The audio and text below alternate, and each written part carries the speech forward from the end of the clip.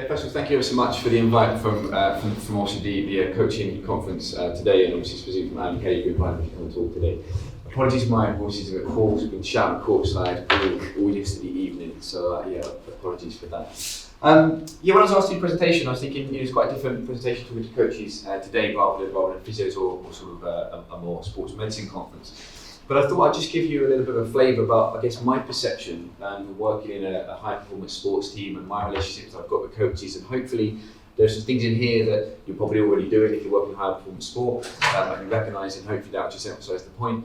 But I think also to consider, particularly basketball, which is my background, working normally with the GBC and the women's 5-on-5 team, which was the team I'm mainly with, but was sort of brought in for this Commonwealth Games and actually went to 2018 with the men as well. We're very underfunded, quite a few of the sports, and we don't necessarily have the depth of the squad that some of the other teams you have in the UK, and also maybe basketball nations across Europe and the wider world. So what things are we doing that can try and give us the edge when we don't have all the funding and we don't have all the depth of players sometimes? So I'm going to talk about the Commonwealth Games that's happening now, so literally finished last night. I'm just going to give you a flavour really of our journey, as Adam kindly said, to win that gold last night with the men and the women to get a fantastic silver. So we had a head of sport and exercise medicine, which is Andy Howells. He sits in the picture here, second from the left. So that's head of sports medicine for Basketball England. So he oversees things. We've then got a strength and conditioning coach who is Mark Williams, at far right. And these two individuals work with Basketball England on a fractional post throughout the year. So I thought those two individuals would very much just be involved in Commonwealth Games. If you saw the games, it was 3x3, so only 3 players on the court at any one time, rather than the sort of 12 standard players in the 5-on-5 format. So I didn't think they would need another therapist, but very kind of them to call me up because of my relationship with the women working with the GBT, and I know the players, so to kind of keep that continuity, they drafted me in to be the therapist, working across both the men and the women. It turned out that actually Andy, head of sports medicine, was dipping in and out of camp, so actually I was the sort of continuing factor for the last 16 days in this camp, and also in the prep camps in the build-up. We had nutritionists and psychology support almost remotely, okay, so nutritionists come in for a couple of sessions, and the psychologists come in on camp a couple of times, but we're available at the end of the phone if needed, and I'll touch upon sort of how much we use them a bit later. And our chief medical officer that was there for the screen initially, and then was also operating remotely. So that essentially was our performance coaching, and I use that word coaches because I think we have a technical tactical coach, which is what we mainly recognise as the coach, but I think it's important to recognise the role of these staff, see them as coaches. It's the coach, there's the physio, there's the nutritionist. Because the nutrition is coaching about good nutritional behaviours. The therapists are coaching about good preparation for games, and are coaching about good rehab. So I think to try and see everybody as coaches is really useful. If you're not familiar with the differences, so 3x3 versus 5-on-5, 3x3 is intense. It's 10 minutes or first to 21. There are no transitions, you haven't got a breather to run into the court, okay? It's half court play, everything's intense, it's like the final quarter of a 5-on-5 game, but you're starting on an even kilter.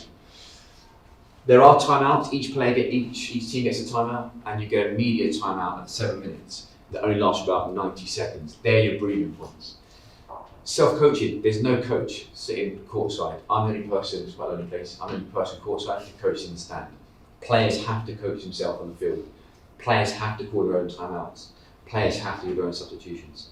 So we have only really developed 3x3. We started a year ago with some of the under 23s. This team only came together this year in June. And we've done some prep tournaments and we've lost games because we've not used our timeouts. We've not subbed enough. Some players have only played a few minutes because they're not used to the culture of having to do that in 5-on-5 because there's no coach on the side. So we had to learn quickly. And fouls, you get team fouls up to 7, and then you get a free throw. So you can use your fouls wisely. If you lose a game and you've only given away 2 fouls, that's not good because you could have blocked a shot, fouled and get a basket, and then they would just get possession. So changing rules and new actual sport to learn from these players, that was quite mentally taxing as well. So we basically made Manchester to do some screening that you sort of expect, so some concussion screening, some cardiology. Everybody had a 12-lead ECG, had a cardiogram, so ultrasound of the heart to have a look, make sure they're all in good shape. Also an opportunity, some of these players don't always get this. So it's a good opportunity to help these players. You expect a concussion if they're playing, but not everybody will always get a 12 lead ECG. Think of the demographic of basketball, mainly Afro-Caribbean, high risk factors for sudden cardiac death, unfortunately. So that's definitely a stone that we can't leave unturned. And then some MSK and performance screening. So looking at any sort of predisposing injuries. The way I run that, it's a conversation. I don't have batteries of tests I run through. I have a conversation with the player. What are your recent injuries? What are your problems? What do you struggle with? How can I support you? What do you currently do? What do you want me for? Or what do you need me for? So it's not about me being there and I want to do this, I want to do that. You're going to do this, this, and this. It's about facilitating them to try and really make it as easy transition as possible. Some performance data is needed because of the new sport. Where do we need to up things? These players have finished season. A lot of the players play in Europe. Miles has some plays in Japan, really good support systems. Some of the players play in England and maybe haven't re-signed a contract. So where are they going to get their MSK, so musculoskeletal, and where are they going to get their strength and conditioning from? So how can we facilitate that? So from those conversations, the biggest difference really, the thing about injury risk is obviously massive jumps. All right, I really like this picture here. The light's not the best, but you can just see the tendon here. So we see a lot of tendon issues. Okay, so intense. There is no sort of aerobic capacity to run into the court in 5-on-5. This is stop-start. This is intense on the tendons. So we're seeing a lot of rubbing tendons, and a few players come in with tendon issues already. So I'm then with my role, giving prehab, giving them exercises to do, only 2 or 3 exercises before they get on court every morning, just to try and basically load them up or offload them if needed to feed it into the program. So I'm not stealing the technical tacticals coaching time on court. I recognise coaches want time on court. So how can I get strength training into them without it being, we need to go down to the gym here for 2 hours. So a little drip feed it in. Each player's got a bespoke 2 or 3 exercises they do when they're tying their boots up. We spend 5 minutes before we start the main warm up. So it's not leaking into the coach's time, and I'm basically just drip feeding conditioning into them every day. Strength conditioning, this is an image from the village. So this is the recovery area that we've got in the village now. Things to consider, so it needs to be specific to the demands of the game. So we recognise it's far more anaerobic. We know we need more plyometrics because a lot of jumping. Okay, so some of these players maybe don't have that in the program. We need to put that in for them. It was very much individualised. So some players need a lot more cardiovascular work. Okay, the cardiovascular systems work where they need to be to play the shortened, intense format, and we need a lot of anaerobic conditioning. So not just always doing CV work, but how can we increase their anaerobic conditioning? Mark, the SC coach, what he did from really May when we saw them to now, he was constantly feeding them training programs for those that requested them. So again, if they had training programs, great. What could we add in where they needed it? And some players didn't have any training programs at all.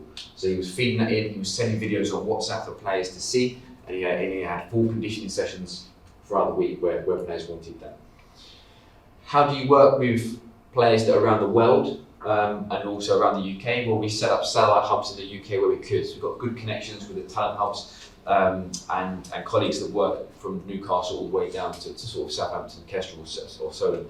So using our contacts, so players that were at some locations, we would reach out to the SMC guys, reach out to the therapists, and we'd get those players booked in so we were having eyes on them wherever we could. So these guys were actually really in quite a really good shape before starting the tournament. Other things that we often ask, we've not done it so much this time, because we've only had 4 players, you get to know them really well. With a squad of 12, you get to know them well, but obviously there are more of them. But things we normally ask, so if you're not familiar with these, we normally ask these every morning and they just send them to me privately on a WhatsApp message. So I want to know these 5 things. So how did you sleep? 0 to 5. 5 is the best score on all these. So you've got no fatigue, really it's 5, okay? So you get a score out of 25 because you can rate these at 5 on each. And it just gives me a way to log things. So stress could be, we've got a Hannah Jump, first time really playing for England, plays in the States, away from family and home. Maybe her stress levels are really high, but she doesn't want to voice that, but she might send that to me as a number, as a 2 in a text. It allows me to have that conversation in the morning and sort of touch base with her, rather than it be, I'm going to sit in the room, you've got to come and find me. You know, so it's just on the bus, they can send these in, and it allows me to facilitate a conversation throughout the day. As these adapt, I can have a conversation with the coach about muscle soreness. If everybody's really sore, if everyone's really fatigued, I'll have a discussion with the technical coach and say, you know, perhaps today we might need to shorten it and go intense, or we might need to lower how intense that session is actually going to be. So I never say to a coach, you can't go hard today, have a conversation. You want to do a 2-hour session? Okay, we need an RP, so you've got about 6 to play with. So you can either how about a 90-minute session at 6, or maybe we can do a 45-minute session at maybe an 8. So those conversations about time and intensity, rather than me coming and saying it's got to be this, this and this. It's about those relationships again, working with the coaches. This is from 2018, from actually on the Gold Coast. So we flew to Australia, that's where we got a 12-man squad, but we had an issue with jet lag. So you can see these are my scores, so anything above 20 is in green, 15 to 20 is in amber, and then anything below 15 is red, so they're flagging to me. These will be the players' names, and I can just run this each day. As you flick through, you can see sleep quality. We've got a few players on day 3 are still struggling in the sleep quality chart, so that flagged to me. Day 4 still struggling. We have a conversation with the doctor, we can give them some support with their sleeping, and the next day, or the day after, they felt much better. So this is a way visually for me to look at this and have a conversation with the coach if they want it. Not all coaches want this. Some do, some don't. But I think it's a good way that's not very intrusive to get some really good information. Nutritional support remotely. So visuals. These players don't want long documents, obviously, of PDFs. They want visual stuff. And I would say this is still quite a lot of information here. But just helping the players think about how they can supplement themselves throughout the day, and also from a recovery point of view. So helping the players understand what foods are good, what they're doing for recovery. We've got protein shakes they can take at night for recovery. Cherry juice, 100% cherry juice is really good for recovery. So helping the players with this. We've got some vegans, quite a few vegans actually. So that is always a challenge in Europe where veganism isn't as popular maybe as it is here. And some of the countries we go to is very, very difficult. But trying to educate these players. Some of these players come into this setup and they've not had any nutritional advice before, and they're actually really, really thankful for this support. How are we doing for time? Sorry. A couple of minutes. I'll whiz through this. Sorry. Psychologist. So this was quite interesting. So we had a psychologist, and I would say this is really impactful because you can see the stats here roughly. So interestingly, 60% of the conversations the psychologists had were about off-court issues. So if you think I don't need a psychologist for on-court stuff, the psychologist there was actually having conversations 6% of the time about things that were nothing to do with basketball at all. So being away from home, struggling maybe being away from home, worried about maybe not performing well. You could argue that is basketball specific, but it just shows you might not have thought that before, but actually these conversations. I've just split up with my partner. I'm really struggling to deal with it. My dog's just died. How am I dealing with that? So actually, it was really valuable, and actually, the majority of the stuff was actually completely irrelevant to basketball. Very much about other things that can find itself into the play. This is just a further split. I'm happy to talk about this a bit more detail, maybe in the breakout session, but looking at resilience models, control, commitment, challenge, and confidence. The main things coming out, we had quite some young players, and they were worried about, they hadn't competed for a medal before, so they didn't know what it was like to compete for a medal, and they were worried about that. How they can perform on the day, and that for them were probably the most worrying and challenging times for them, and also control. How do they control themselves on court when they get a bad decision from the refs? That's what they wanted support with, and that's what psychologists were really useful. Talking through models and things they can do to try and sort of control that. I'll just whiz through these pictures, but essentially our prep was basically June. We went to Romania for a few days, on to Serbia, because Serbia have got a full-time professional 3x3 team. We then went to France, only for a few days. You can see these are really just weekend camps, but we tried to play as much 3x3 as we could against some great nations. Team USA were in the France trip. We went Cardiff, and then went to Loughborough for a week, and then we've gone to the village through to today. Just some photographs really of the locations. So this is in France, so that one's in Romania, and the other one's in France. So some quite nice locations, but trying to learn off some teams in Europe that have really been playing this for a very long time. You'll notice in all these pictures, everyone's smiling, and I think this is the key part of why we're successful. It's all about the lead togetherness. The players really love each other, both men and women across that, and what was nice in this tournament, the men could interact with women, and where possible, we really try to encourage that. Back to the immersion camp in Loughborough, so nice flags up, it has a real atmosphere, great camaraderie again amongst the wider Team England team. But the players really had a great time, and hopefully some more images here just really emphasises that. Recovery just gives you an insight into some of the recovery into the camp, but again, we've got smiling faces even when recovery.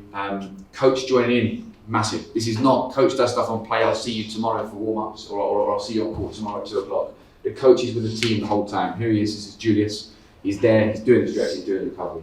Massive part of it, players want to come and play for Julius. Same as Steph on the women's side. Women in the crowd cheering on the men. This picture I love. One per minute, that's a bit selfish. But no. But this, look at these guys up here. This is the support staff. This are the coaches. This is what it means to them. You know, everyone's up cheering, and the women in the crowd is absolutely fantastic. So I think the main message there is the togetherness. I often talk about being a comedian. So as a support staff, I have to adapt. I recognise coaches are all different, and I think my role as support staff is to recognise that and adapt what the coaches want. But here are your two coaches on the bus to the opening ceremony. That completely epitomises who they are. You know, they really love coaching. It's a very chilled out environment, and players want to come and play for these two coaches. And this is what it's brought. It's brought us a gold medal and a silver medal, which is a fantastic result for the team.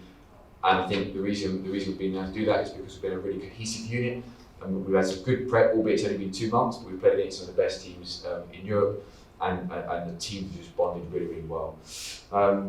Jamel here with a gold medal. Shan last night was trying to give me a silver medal to come wear today for you. You know, but now she's like, no, Pete, go and take it, go and take it. And I said, no, I can't have that responsibility. But that just shows you again, you know, she's very much about the togetherness, part of the team, also the wider wheelchair team. And I'll just finish on that last picture on the far right.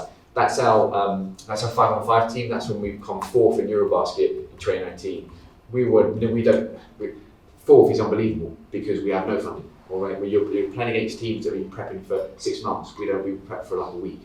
But the reason we did well is that togetherness, that team spirit, that, you know, everybody gets on well, and that breeds itself onto the court. And that's led by Chema. If you know Chema, who runs the GBC and the women's team, you know, fantastic guy. He makes an environment where players want to come in. There might not be funding, there might not be much money. Players barely get paid, basically get paid nothing to play, but they come in because of the environment they're coming into. All right, and it's a bit of a relief from their club where it's been quite intense.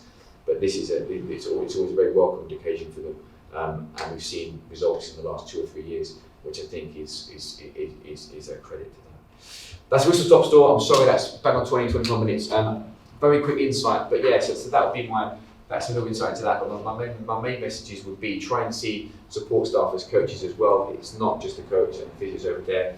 You can integrate and have those discussions. And as ever, with a team, they basically become your family. You're living in close quarters sometimes for 6 weeks on a Eurobasket tournament. So you've got to get the right team there as well as the players. Thank you.